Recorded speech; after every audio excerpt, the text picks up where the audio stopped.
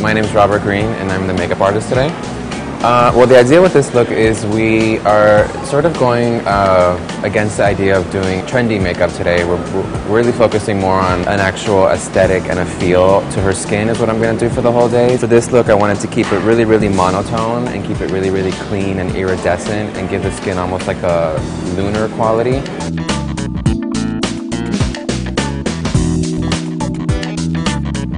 So what I did was I took this amazing hot pink color called Pink Swoon from MAC, and you just basically lightly kind of like want to stroke the skin when you do a look like this, is that it has no hard edges or actual shapes to it, because you want it to look like a wash of color.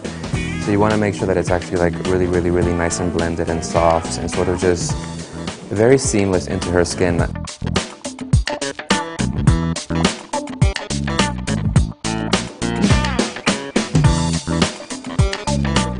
Okay, so this is look number 3 for today's story. Probably the most wearable look of the day in terms of the actual makeup application. We went with a sort of orangey kind of melony apricot vibe. I used this blush right here from MAC, and we sort of dusted it on the front sort of balls, you know, of the cheek to give it a little bit more of like a youthful appeal. Really keeping the skin really clean and pale. I've done no makeup on the eyes today. There's no eyeshadow, there's no mascara, there's nothing really to define the eye, so we keep the eye really innocent, and we play up other parts of her face.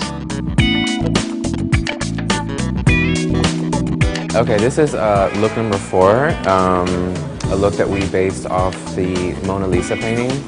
And basically what I did on this look was that I actually used a little bit of concealer to get rid of her eyebrows, which is something that we saw in the painting, and then I just gave her a little bit of depth in the eye socket with a very, very light sort of like brown, you know, sort of taupey color.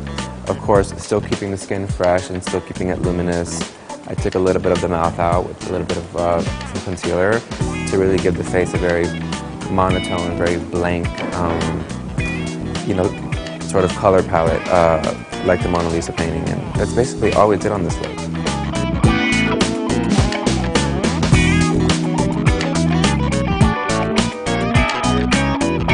Alright, so this is our last and final look of the day that was inspired by the painting of Helen of Troy, if I'm saying that correctly.